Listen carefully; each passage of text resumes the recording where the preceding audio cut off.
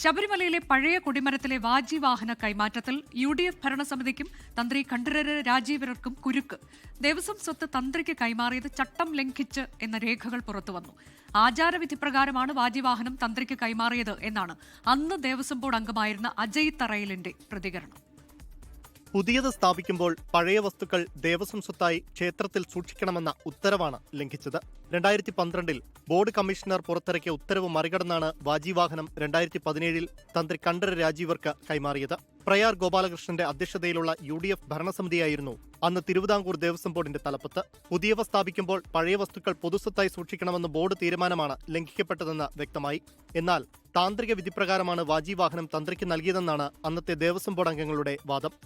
ആചാരവിധി പ്രകാരം തന്ത്ര സമുച്ചയത്തിൽ പറഞ്ഞിരിക്കുന്നത് ലോകമാണെങ്കിൽ ആചാര്യനും മരമാണെങ്കിൽ ദഹിപ്പിച്ചു കളയണമെന്നും കല്ലാണെങ്കിൽ ജലാശയത്തിൽ ഒഴുക്കണമെന്നുമുള്ള തന്ത്ര സമുച്ചയത്തിന്റെ ആചാരപ്രകാരം കേരളത്തിലെ എല്ലാ ക്ഷേത്രങ്ങളിലും വർഷങ്ങളായി നടന്നു വരുന്ന ഒരു കസ്റ്റം, ആ കസ്റ്റത്തിന്റെ ഭാഗമായി അത് തന്ത്രിയെ ഞങ്ങൾ ഏൽപ്പിച്ചു.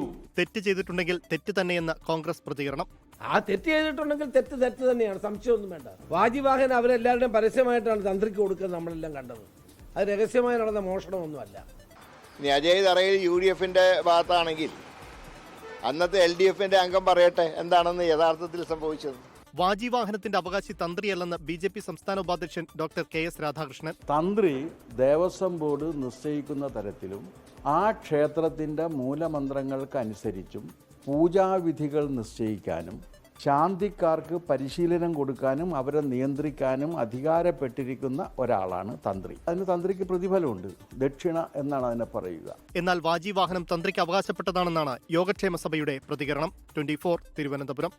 ലോകത്തെവിടെയായാലും ഏത് സമയത്തും 24 വാർത്തകളും ഓഗ്മെന്റഡ് റിയാലിറ്റി പാക്കേജുകളും എക്സ്പ്ലെയിനറുകളും വിശദമായി കാണാൻ ഞങ്ങളുടെ YouTube ചാനൽ നിങ്ങൾക്ക് സബ്സ്ക്രൈബ് ചെയ്യാം.